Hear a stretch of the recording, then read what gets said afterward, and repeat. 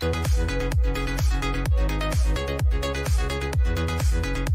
is Insider. Kale on the Inside Out, njagala baniriza mwenna abatulaba yonna gye muli abali wano mu Uganda ne bweru wa Uganda. Nze Mathias Mwanga kulwa munnaffe Sir Simon Myanga Lutaya atasobodde kujja kukola sheeno mwenna mumanyi ekiriwo nti mukwano gw'enfanfe Tamale Mirundi Senior yava mu bulamu bw'ensi eno naye kyonno tugane kweyongerayo nga tubaweereza ng'era tubawa information gye mwetaaga. Olunaku lwa leero ndi musanyufu okuba nga twegattiddwako President wa ERP General Bigirwa atuwe ku lugendo lwe n'omugenzi Tamale Mirundi Senior. President Bigirwa, sanso kulaba. Nange sanso kulaba sebo mukulu. Webale kubeerawo kulwa muganda waffe Simon. Kimanya ali mukungubaga. Kituufu. Kasajja okadde kasajja ke. Kituufu nnyo. Kiriza nkayita akasajja bwe tutyo twogera ffe. Naye tubeera tumwadde respect. So Tamale Mirundi adde musajja we nnyo. Bayina omukulu mu media gwe bakola gwa maanyi. Kitalo nnyo naye era nawe kantusobaka bwange officially obw'okusaasira family eyo nju y'omugenzi Tamale Mirundi abakyala bombi nabalabyeko mu church. Yes. N'okusingira ddala kansaasire muna DP owe Zana. Nti Mungu amugumye. Omanyi Bayibuli egamba osaasiranga abantu ba mirundi eki. Actually ne Kurwani ndowooza bwegamba sinagikolako okunoonyereza kumala. Osaasiranga abantu ba mirundi esatu baba mu nnaku y'amaanyi. Asooka yabadde ne ssente ne zimuggwako. Oyo omusaasiranga. Owokubiri abadde mu madalaka mu buyinza ne bumuvaako. Ne bukka. Oyo naye omusaasiranga. Owokusatu abadde n'omwagalwa we n'amuvaako. Oyo naye omukolanga ki? Baba mu kaseera kazibu nnyo. General Bigirwa katono nnyo. Emirundi esatu. Katono nnyo. Kuva tufuna amawulire g'okuviirwako musajja munnaffe Tamale Mirundi nkulabye ng'obeera nnyo wonna we bamutwala. Yesali nakulabye ku church era oli omu ku bantu be bali recognizinze. Tuweeko janeyo n'omugenzi mwatandika mukyawa musango otya abadde wa mugaso ki gy'oli? Tamale Mirundi newankubadde nga twatuuka ekiseera nakwata eno direction ze nenkwata eno naye nga mu kutandika kwange kw'ebyobufuzi akulinako ettaffaali n'okunywereza mu byobufuzi kubanga nasooka omulaba mu 22 wali kato nnyo gye myaka 22 egiyise. Kiseera ekyo nali wa 17 anyingira 18 naye nga be bamu ku basajja abali banyonnyola ensonga mu kiseera ekyo ne zinnyonnyoka bulungi nga mwesanga wa by that time kuba tewaliwo online nga online twesanganga ku zi radio zaliwo mu kiseera ekyo twogera ku zi CBS ne Simba okusingira ddala. CBS yalina program bagiyita Mambo Bado. CBS Simba ng'erina Simba wakati awo. Ku myaka gye walina 17 ani yali akuwa platform kuba kisokera ddala oli musajja wa Eastern ani yali akumanyi eno? Kakati kati Simba gikubiriza yali Joshua Kyalimpa ng'ava Mayuge. Naye nga takozesa ekyo okumpa omuzindaalo. Ng'akozesa consistency yange. Your presence? Okujjumbira ate nga nze muto mu kiseera ekyo. Bantu abagendanga ku bimeeza ng'olaba ndi kavubuka myaka 18 17 okitegeera naye nga mbenyigamu awo kati kusimba ku programu ya Simba wabanga olina ekibuuzo ky'obuuza nga waliwo submittinga ng'owandika omukono n'omugamba Simba wakati awo kati n'akasimba waawo n'osimba ensonga yo n'alyoka akasimbululawo ne yeeyongerayo kati mu kiseera ekyo twali kweyo levu yakusimbisaawo buti naye Tamale nga be boogezi abasembayo mpaako ku pane eyo kwali kuba Tamale baani Tamale mirundi Betty Namboze yajja n'ayingiramu awo Mukasambidde yali yakavuve Makerere awo nga yokya naye n'oluzungu lwe nga lungi talwogedde kati ani Luzige nga naye ayogera naye ng'ayogera BNRM tebikwata nnyo mu babiro Bampuuga tebalimu Mpuuga teyalimu eyo kategori ate Bampuuga ate bo baali mu kategori endala baali mu byabitiibwa mu structure z'abavubuka kakati waliwo akavubuka baali bakayita Tom Julunga nako twabeeranga nako so kirowoozebwa nti kaliko kabbaka speaker aliko olwaleero ffe bakyali baako twali tukimanyi naye bakakuba amasasi ne kafa akasajja kattu twali bangi nnyo ba MP abaliwo mu kiseera ekyo ba Michael Mabike ba Kikungwe Sebuliba Mutumba yali Kawempe South yawo Latifu Sebagalanga naye ajja mukaawo ye tiimu yali etambuza ebyobufuzi naye Tamale nga musukkulumu okumanya ensonga era yeintroducinga idea y'okukola analysis ey'ebyobufuzi ng'eri detailed kishoyogerako nti okuleeta ensonga detailed ez'obufuzi anti nga kwegamba ng'akuwa ng'asunsula ebigambo for example president yayogedde eri eggwanga kati nga ye abantu baali tebabimanyi okwogera ku bigambo mukulu byayogedde kakati yakintroducinga mu kisaawe n'okwekennenya ebigambo abadde ategeeza ki alimbye talimbye facts ziri zitya kati yali akola political analysis eyo ng'eri detailed kakati n'ekira kyintroducinga ye propaganda mu kiseera ekyo twali tetumanyi muntu amanyi kukuba kemiko na kusiiga kasa n'okuwaayiriza byali tebiriiwo nnyo ebyobufuzi by'ekiseera ekyo byali bya kisajja kikulu era nga n'omuzira tomala gagukwata nga toli grounded ani agukuwa so Tamale n'aleeta area eyo eya character assassination n'aleeta area eya propaganda then era n'atuyigiriza ne skills of communication era nga abyogera nnyo ku Laalo oyogera ki mu Lumbo oyogera ki mu Dduwa oyogera ki mu Kyaki oyogera ki then ne diplomacy oyogera ki we yali yagendako e Germany eyo West Germany gyeyasomera gyakolera masters degree ye mu mawulire public relation nga tukyali ku bimeeza omukwano gwo ne Tamale mirundi guli personal gutandikirawa omukwano gwange ekisooka yampitanga mutabanyi kuba nali mwana mutongo era nga ali mu myaka ejinzaala ne famire nagirabye nga ndaba ayinamu n'abansinga obukulu so abadde taata wange by age kakati ekirala omukwano gwaffe gwanywera lunamusanga ku stage nga ayagala genda kusimba wakati Kawempe naye nga talina transport nga talina transport yali tana connectinga bintu bya State House yali tanaba nga kyalimu that is 2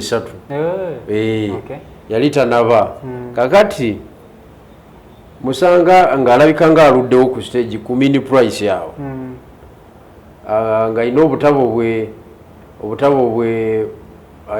nga 8 ku 10 yavaddanga awandika obutabo yali yakafulumya akatabo nga bakayita lutalo lwa Piraawo nga wandiise kali mu Luganda nga wandiise ku bidandisali engeri yali yakava mu gavumenti kati ngaali awo ali sitaaka kati zinezijja nenyingira taxi bali batwalira 5 okuva ku mini price park Kawempe ku poliisi ndoza kati batwalirawo 12,000 nangamba yanga soko je ogenda Kawempe nti ye olinamu ku sente awo baya abantu bali tebamumanyi kuba TV tezaaliwo nga bwolaba kati nti social media omuntu omulaba ku simu yali ayimiriddewo naye nga tebamanyi nti ye Tamale naye eddoboozi ly ate nga baliwulira so nga basobola mulikoganizinga ku ddoboozi naye yali tavudde mu kigambo ne mugamba ninamu nagamba kakuguza akatabo kano nalina muza 10 zange enyanza zedda ezo eza 2023 ezali sente jimtonge nakati okitegedde kuba wali batwalirawo siringi 5 kati nga batwalirawo 12 je mitwalo 4 kakati nenkola ki nanguzako akatabo kamu nemuwa siringi 13 akolutalo lwa piraawo kakati ate bwe mala omuwa sente nemugaa ate kati zezimpwedde kati naye njagala kgenda kalinagali tulinye ffenna tugende ate nakusasulira nasasula 10,000 netukozesa ate kuzize zatunzemu akatabo tekyoyogera ku musajja oyo okugaba badde mugabi naffe abamukolako sho amala okukola sho ate nakusasula nga ate gobadde omuyisa okukolera yes so yali talina mutawaana ku mbeera eyo ey'okusharinga resources eziba ziriwo so twalinnya netugenda atunyumya emboozi yaffe netuvaamu wali ekawempe ku poliisi netwambuka sho yali ebeera waggulu awo waliwo ekibaalabaala waggulu awo abaali bakiyita T&T bwe kityo naye bwe twali twambuka n'angamba naye eno gye tugenda tubagamba nti nkakuguzize 13,000 yali akatunda 7 yali akatunda 7 ku kakaaga nga akakaaga akuwa neŋŋamba nedda ssebo omukulu kati awo ne tufuuka bamukwano kati sho zonna ezasigala ezaddako nga kwegamba amanyi andikoganizinga kati netugenda nga tutambula kati nze nenyigira nnyo mu byobufuzi bya DP yali wa DP naye ey'ekinaana kuba mu kinaana be baali abavubuka Museveni amusanga nga ali mu kinga kyali mu DP Museveni amusanga wa DP kuba ye DP yagiyingira kinaana naye nga munamawulire nga awandiika mu munno akapapula akaliwo mu kiseera ekyo nga batambulizaamu era obubaka bwekiyeekera bwebityo bwagenda mu ddwaniro bwasakayo amawulire bwagaleeta mu munno okitegeera so yali mu Lukalanda's time kyova olaba kyamwanguyira okudda okuyingira gavumenti kati ekimuyingisa gavumenti ekisooka yali ku climax nga atumbudde nnyo nga wonobeera ne munnabyabufuzi nga ali ku peak nga yeeyo time ye kakati ekyokubiri nga alina n'enjogera egamba nti bwaweza emyaka 4 ng'ayingira mu ki ng'ava mu opposition ng'ayingira gavumenti kyaliwo okuva dda yakyogera ekyo kakati bwaweza emyaka 4 ndowooza mu 2005 mu 2005 awo ne bamusayininga yakikugambako nga mukwano gwe yali atambuza byasobola okutambuliza omukwano gwo naye wegufiira awo twayawulira saddamu kumugoberera nnyo teyaddamu nange kati awo ate nga tusisinkana ng'ebigambo bye bisisinkana mu air kuba yali eringa akasuka nga ate naffe tusigadde eno tukola ki nga tukasuka so omusajja oyo bwe yayingira State House n'akola bye yasobola okukolerayo naye alina akatabo ke yawandiika nga kekamu kuba eno story yagiŋŋamba nti bw'ofunanga omukisa okusavinga sitting president tolwananga na first family member yeno wa first family togenda naye mu lutalo kakati yagenda mu lutalo ne member omu wa first family yamulinnya okagere mu mbeera y'okukola emirimu gye akakatabo yakawandiika nga amaze okikola oba yakawandiika tanakikola oba yeekubajje mwennyini yakawandiika nga bitandise omutabukako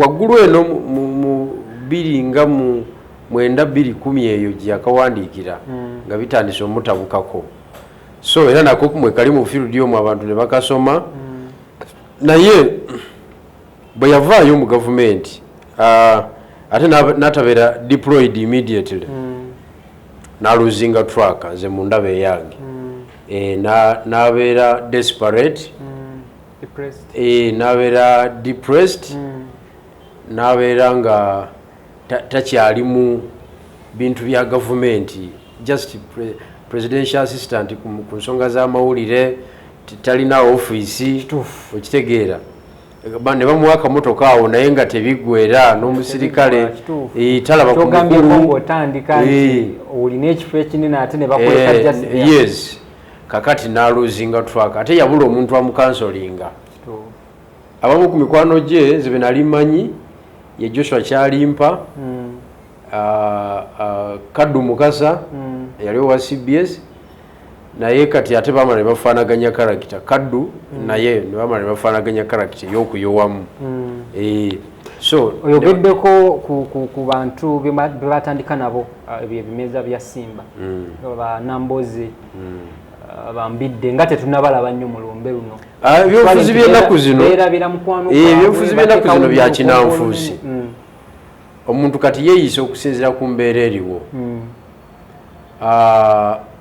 ate ng'ogyeko nze sisobola kulyaza amaanya muntu ng'alina kyeyali ankoledde olw'okubanga waliwo embeera eriwo kubanga onaafudde takyasobola nakwewozaako wadde okwedifendinga wadde okubaako byatereeza. Do you want to buy land or construct a house? Worry no more. Boss Land Estates is here to serve you. We offer services in selling land on different roads that link you to Kampala City, land surveying, land title processing, letters of administration processing, general construction works, and property management. We allow payments in installments. Our plots of land are prime and are near main tarmac roads. Prices are affordable. Inspection is free. For more packages, call 0777 490 785. WhatsApp 0704 699 388 or visit our offices at Ham Towers, Level 4, Suite number HT54, opposite Makerere University, Main Gate. Boss Land Estates, we guide you home. Kakati Betty Namboze asaana okubeera mu lumbe lwa Tamale Birungi okuvola yafa paka lwanaziikibwa kuba mulinako ettaffaali. Ensonga ziriwa? Ensonga Betty Namboze oyo teyali shaped bulungi mu communication. Mirundi ya mushapinga nako kali kafuuyi ka bigambo naye nga mubulamu ebisoko ebitegerekeko bulungi okujjayo point y'amaanyi tayogedde kigumidde Tamale ya mushapinga kati ate tuba tukyali awo Betty omuzinga ne gumukuba ogw'emitwalo 6 bamuwanula mukono eyo wuyo luzira tyabbye emitwalo 6. Yes. Era sebufe twagendanga mu kooti ye nze Betty Namboze mwinako ettaffaali ly'amaanyi mu kooti bamuleetanga oku nga ffe tubeerawo tanafuke mupi by then tanayingira na bya mu Buganda olwo nga yakayingira opposition politics nga ne Buganda nga tenamupiikinga kati Buganda emupiikinga luvannyuma nga ne byemisango biwedde emupiikinga luvannyuma nga amaze okupiikinga kubanga Tamale bwe yalinnya bw'ati omuntu yaddako awo in terms of influence ku muzindaalo yali Namboze era nga naye buli muntu aba amulinze. Eyaddangako awo yali Mukasambidde by'omuzindaalo then Honorable Ken Lucyamuzi naye yali wa nsonga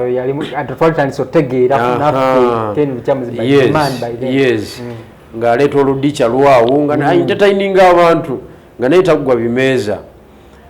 So abo abantu abo balina okubeererawo Tamale Birungi nga nange bwe nabaddeyo. So ebyobufuzi by'obulyazamaanya si birungi kuba naye bajja bikolako bw'oba obikoze ku mulala. So nze ndowooza regardless Tamale Birungi ebyamusobako tuba tulina okuyimirira naye mu mbeera eyo. Tukitwale nti principle eri gye wali yakikoze bulungi kuba yaweereza obubaka bwe ku mitimbagano. Ku diplomacy bwetyo bweragira diplomacy bwetyo bweragira nti omulabewo ne bwaba nga alina byaluzinze naye byaluzinze ebyo nga yabirekrutinga mu bukyamu gweocommunicatinga eri biri byaluzinze ye n'omuleka kubanga tetwakkanya na Tamale Birungi kuyingira wajjajja kyekyakola ki of course alina byeyafunamu ng'omuntu naye kyatta political career kubanga yali yesimbyewo mu kalulu eyo mu 21 ne bakamubba n'avaayo nga alina obusungusungu bungi naye amapeesa ge yali anyize between 201 tuba kutuuka mu 205 206 ng'akyali ku line yali alina constituency gy'asobola okugyawo wano yonna wano mu Kampala yali asobola kubanga ye yali ali ku top by then in terms of communication. Kiringa okufuusa omuze gw'Abannayuganda nti buli omu waafa omututumufu abamu basanyuka ne baweereza obubaka obukudaala okudaalira famire abasanyuka nti kibadde kimugwana okufa. Obubaka buno gwe obwogerako ki? Mulimu abantu nga mu butuufu tebatransakitinze bulungi nga mu time yaabwe nga bali mu gavumenti nga tunakiddamu bulungi. Waliwo kiri kyaddembe omuntu okusanyukira omuntu okuva mu bulamu bw'ensi eno? Si kyampisa ya wano ffe ng'Abafirika naddala ffe Bannayuganda si kyaffe naye olw'okubanga tulinawo olutalo lwe tuzze tulwana ate nga lututte ebbanga ddene kati gwe Katonda bwakuyita ng'obadde oli ku sayidi eri gye tukuba nga n'obudde bw'omaliddeyo obumaze otulugunya Bannayuganda kati ng'abakungu b'ebyokwerinda ab'ebitongole bya security eby'enjawulo kizibu nnyo gwe Katonda bwakuyita ne watabaawo kujaganya kwa njawulo olw'obusungu obuli ku ground okitegeera so embeera eriwo yeereetera abantu okukola ebyo tobanenya nnyo abantu baagala okulaba ku nkyukakyuka abantu baagala okulaba ku gavumenti endala nze gwolaba wano nange nkuze kati ndi musajja mukulu kirabanga ku pulezidenti mulala ekyo ekintu kya bulumi nnyo abasajja ne bakunyumiza nti twaliwo ng'obota agenda twagala okulaba ku nkyukakyuka eyo tulabe ti gavumenti bwevaako enkuba tetonya oba enjuba eva mu west nedda mu east okitegeera kakati byafaayo ki bye tulinyumya okitegeera kigambo kizibu nnyo enyo ekyo kati kyekivaamu obusungu obw'abantu okuvuma abakungu ba gavumenti singa bafunye obuzibu obw'enjawulo kubanga abantu babaagala balagirawo obusungu bwabwe obusungu babwolekeza oli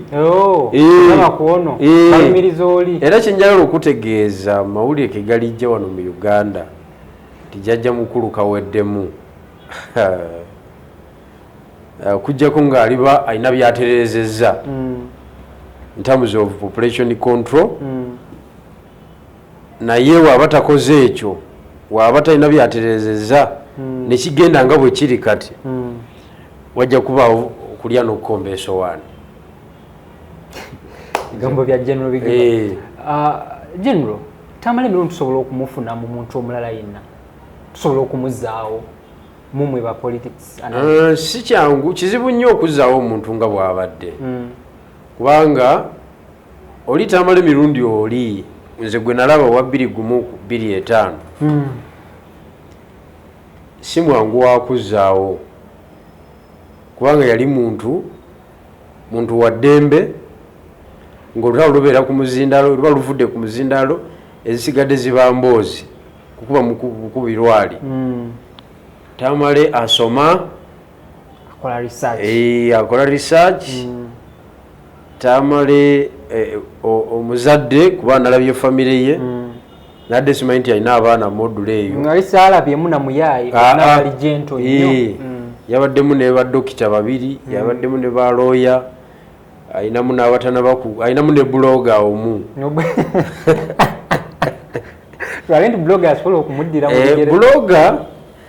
buloga oyo tamala emirundi junior tajja kusobola bya taata we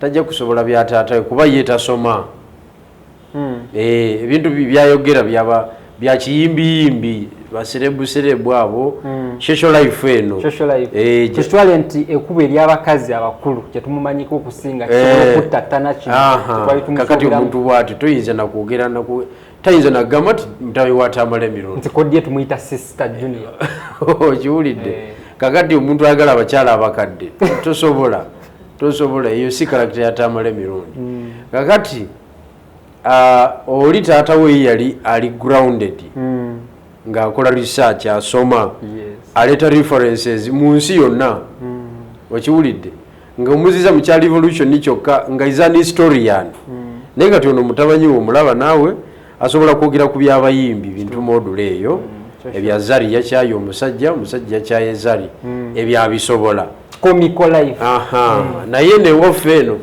okugeba kukwata ku nsonga z'eggwanga abantu ng'abo abazimbye eggwanga lino nga Tamale Mirundi we bava mu bulamu bw'ensi eno ne bava ku online ku social media ne tubeerabira ne gavumenti ebeerabira family ntandika okubanga ebonaabona nga terina buyambi terina agikwatirako ne bebeeyama mu kuziika bonna ne babireka kiki ekyandikoleddwa ku bantu nga mmwe abalina amannya abayambye okuzimba eggwanga kubanga olaba mwabali mu opposition mwe mushapinga gavumenti n'obuyinza kitegeera kikyandikoleddwa nti omuntu wabanga yasavinga eggwanga kati nga Tamale Mirundi waba avudde mu bulamu bw'ensi eno family yesigala ngeri supported Tamale Mirundi ekisooka waafiiridde nga tali mu good terms ne omanyi nti abadde atambulirwako ebintu bingi amawulire mangi ate nga wa mudomo nga toyinza kugamba nti omusibidde eri nti eddoboozi teriveeyo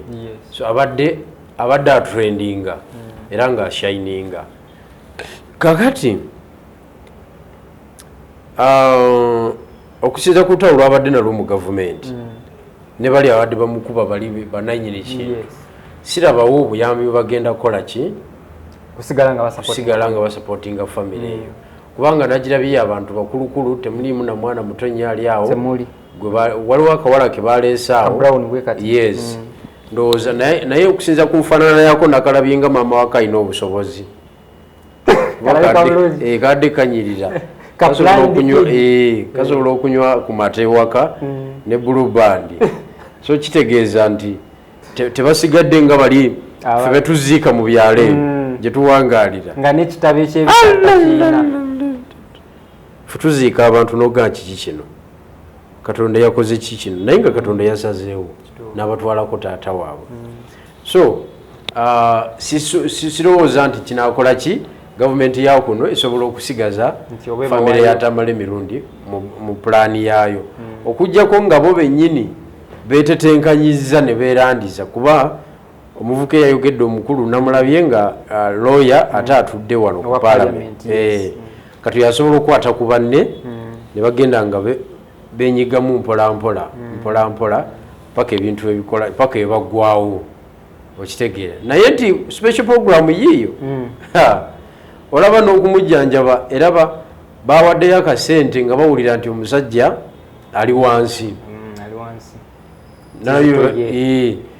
nalabye bebeebazaawo basale General Museveni baani abo tebakola bakikoze nga balaba omusajja akola ki agenda yaga kinaabeera kitya bannaye tugenda kuswala Jono Migiru akaterekeka ku mukulu Tamale Mirundi Tamale Mirundi nze nja mugamba bugambye nti Omukama Katonda amulamuze kisa amusonyiwe ebyamusobako era nsaba fe abasigadde nga tukyali balamu enebere stade y'amaanyi nti tokola ki teweekubagiza nnyo singa oba ofunye setback nze nfunye setback nyingi nnyo mu bulamu naddala obw'ebyobufuzi naye toddaawo kwekubagiza n'oteekawo empalana ey'olubeerera ekintu ekiba kikuvudde mu ngalo kite okkirize nti kigenze simanyi oba wali okwanyeeko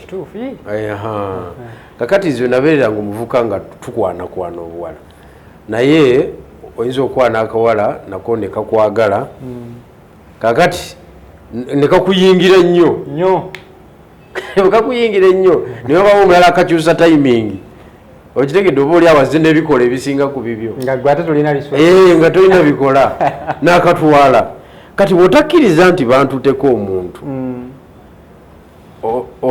ocommittinga suicide gwe kennyini oba osobola okuzza capital offense notta omuntu so kati Tamale Mirundi yabulamu kakansoling ako ne bamugamba nti gavumenti ogivuddemu tugume buli resources obuliwo obutonotono kola investment zo otambuze, kola consultancy firm otambuze. Kuba yalinako n'ekirowoozo ekyokuzimba essomero nga lisomesa amawulire.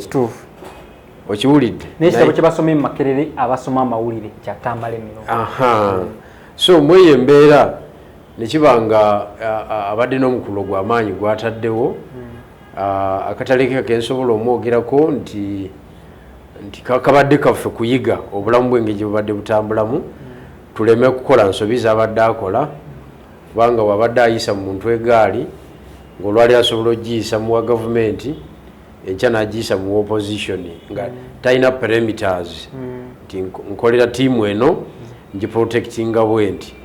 Yali agezaako protectinga Museveni ng'omuntu naye ate Museveni ng'omuntu ayina abamutegeerera bangi kati gwe bw'obalinnya bwoti okitegeera baba basobola okuteekako embeera ne bakufulumya wali kuki kuwolutaali.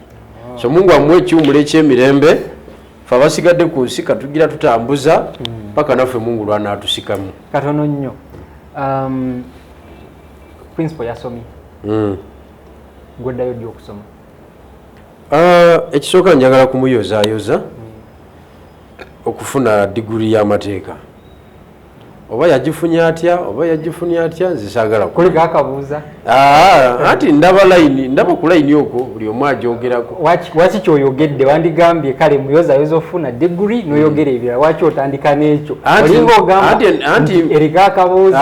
Social media influencinga nnyo kubanga naye bwe yali atandika okuba mpuuga yagamba yabijja ku Twitter si bwe yagamba? So kale nange mbiraba ku layini okwo so oba gifuna atya nze muyozaayoza yebale kukuba emisomo 100 mu mutwe. Okiwulidde? Okusoma si kwangu nze mbadde nga mbeera naye ng'olaba ayina tight programs nyingi nnyo ayinza okuba diguri eyo yagiwa obudde naye nga butono naye n'amala n'agijjawo era n'agifuna. So nze muyozaayoza kati alina diguri 2 neya law.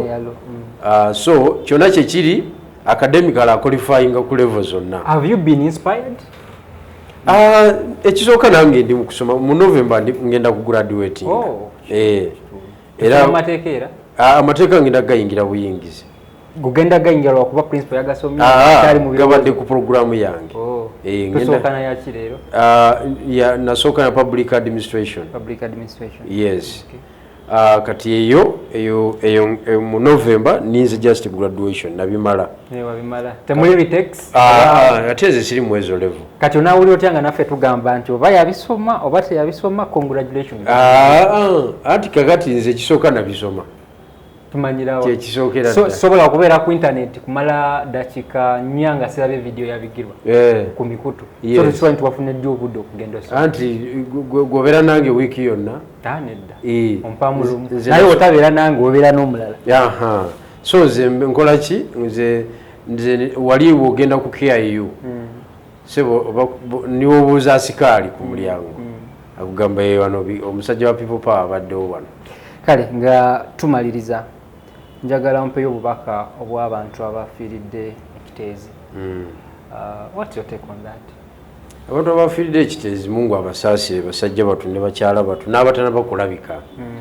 But bulijjo twogera ku corruption ne abuse of office, misuse of public resources ng'abantu abamu balowooza twenoonyeza byaffe. Enjege yagudde ekiteezi kulaga level of incompetence ya government. Government oba tutwale KCC yenge ekitongole. Ekitongole kya government ekyo sebo tekiri private. So eba government kyekimu ku bitongole ebitono ennyo ebiina ministry enamba naye bw'otunuulira ensonga ya kasasiro kiteeke ku mutendera gwa East Africa kubanga Uganda tutanye okwesaasirira wano oluusi ne twegeraageranya ku Rwanda naye kakati ne Rwanda muteekemu. Okimanyi nti ovuga nova n'ogenda e Nairobi n'ofuluma Nairobi nga tolabye ku hiipu ya kasasiro. Mbadde manyi Rwanda. Nairobi nga tunatuuka Rwanda ne Nairobi Nairobi osobola okuvaayo ng'ate ogenze n'eri wansi gyebanoonya eri mu bajuwakaali nga tulabye hipu ya Kasasiro. Nairobi ekibuga ekirina ba generation Z ab'effujjo nga kiyonjo goza singa tebamuyola dda ne bamukasuka ku street ababadde beekalakaasa awo singa tebamuyola ne bamuleeta mu makubo wakati bw'ogenda Dar es Salaam ovaayo nga tulabye hipu ya Kasasiro naye ebibuga byenjogerako tebimanyi Kampala kubanga Nairobi toyinza kuva wano okutuuka wali nga toyina intaneti ku simu kisooka olutuukamu bwoti intaneti ogifuna naffe wano tuli ku parliament naye nga tolina data wano tosobola. Ekyokubiri mu Nairobi buli wootuula oba wakatuula bwoti nga bakuwa password eya wifi n'akarestaurant akatini nnyo bwe katyo nako cooperatingira ku internet such that obeere informed about what is going on ate ng'osobola okuvaawo okutuuka awalala kubanga Nairobi kibuga kibuzaabuza nnyo so olina kubanga oli ku online Google Map okuyita wa Uber okozesa simu n'omugamba ngenda ku apartment gundi kakati naye n'akola ki kwegamba ekibuga kiri digitalized sebo kati kiyinza kubeera mu Kasasiro kati wano mu Uganda ekiri wano bagiyita corruption. Kasasiro bannaffe mu region bamusalira dda amagezi bamukolamu ebintu ebirala recycling naye wano twamukolamu lusozi olwabumbulukuse ne lubuutikira abantu nga tulinga abali ebududa Kampala mu kibuga Kampala kibuga Kampala kuba Kampala weetereka ebyayo kitegeeza awo nawo Kampala okitegedde so kibi nnyo ani musobya anje tulino gavumenti tekiriko wadde okubuuza si meya n'ekibuga kye gavumenti kisooka meya talina buyinza bugaba contract okugigaba wadde okugisazaamu okiwulidde kampani eziriringira mu Kasasiro zagifuula bizinesi y'amaanyi nnyo to the extent nti badde bamumanaginga manually kyokka nga Kasasiro mu nsi yonna kati ze zimu ku waste products ezivaamu product eziri useful ng'amanda ng'amasanyalaze nga manure ezo product esatu Kasasiro azikola nze naliko edisi wa Haji Sebaggala mu 2006 abazungu ne bajja wano nga baagala okutaking over Kasasiro bwe bajja wano ne bagenda ekiteezi ne bakola study nali situukangako kiteezi kolo nasooka ogendayo nga tugenze kola inspection Kasasiro bulijjo project y'amaanyi bweti naye twali tetunaba kutuuka ekivundu kyatukuba tubulayo kilomita ng'emu n'ekitundu kati welcome to Kiteezi kakati wano bagamba nti ya rufu gw'ojowulira ya Kiteezi ne tutuukayo ne tuvaayo abazungu ne babeera impressed bava South Africa ne balaga nti bagenda ku investingamu $1 million mu kiseera ekyo zaalinga $15 million eza dola zaali nnyingi naye nga baagala bakole contract ne gavumenti bo nga basolooza amasannyalaze ge baba bakoze eki ge bajjemu paka emyaka paka ebajjayo sente zaabwe n'esaba mu magoba awo baddeyo nga bakulekedde infrastructure ne skills nga bazireseewo nga just bafunyeyo amagoba si manene nnyo bagenze kakati kyalema ani akiremesa bano abatunda Kasasiro abasolooza Kasasiro beekolamu omulimu ne balumba jjajja bagala tugoba mu bizinensi Kasasiro bagala meya ayagala muwa abagagga bamuwadde sente General Museveni n'abirinnyamu nga tawuliriza saidi ya meya agamba ye intelligence yali emulaze nti ono yakubyewo obusente era ayagala kugoba abantu be muki yakubye oluseke mu kibuga so twamaliriza nga kikomyawo olwaleero badde bahipinga buhipinzi buli olukya bongerezaako ne bakola olusozi olwabumbulukuse ne lutta abantu kiddayo ku corruption ate corruption ava ku nature of leadership eri mu ggwanga okitegeera so nature of leadership gye tulina wano etuwa abakulembeze abali corrupt ne ba civil servants abali corrupt kakati service gye baprovidinga mu mbeera ya corruption teyinza kufavoringa muntu wa wansi okujjako okumutta obusi. General, omanyi nga abakulembeze abasinga betulina mu gavumenti eno bali side eno gye muli nti ayitamu president Bwete, kitegeeza namwe muli corrupt kuba balaba abakolera abali mu gavumenti abasinga bati nga ba speaker bombi ba speaker bombi bali ba the other side naye kati olaba be bali mu kintu era corruption yeyo anti kakati ekisooka baakyuka tebakyali baludda luvuganya kuba toyinza kubeera speaker nga toliwo NRM bafuuka be NRM kituufu kati NRM ina enzikiriza yaayo nti gwe toleeta magezi towabula kubanga Luweero tewaliiyo lwaki tewabula nga bakyali Luweero so NRM ya template yaayo ya corruption sente ezo ziyamba okuempoweringa ba individuals mu government sente ezo ne zikira wansi mu kusafeguardinga obuwanguzi obw'omukulu mu kaseera k'ebyokulonda kati abantu bonna abakola mu gavumenti balinga balwana Museveni abeewo nga balinga abagaa nti bwavaako tebalina mirimu kakati mu ab'oludda oluvuganya ne musigala nga muli balabe so omuntu yenna aba avudde ku ludda oluvuganya ne yeesogga eri akyukira ddala tagenda na nnono ne principles zabadde atambulirako eno kubanga ebyeno birala ne biri birala bw'obeera mu NRM n'oba nga tolina ssente oba musiru bakusekerera tiraba omujego ono wona mujingayi okitegeera kiba kitegeeza ki nti owalirizibwa okubba ssente za gavumenti kubanga waliwo pressure gy'olina okukola ki okuovercoming on the inside out ne General Vigirwa Moses kankuleko gende yes uzike nkwano gwo amina webale kujja kale This is Insider.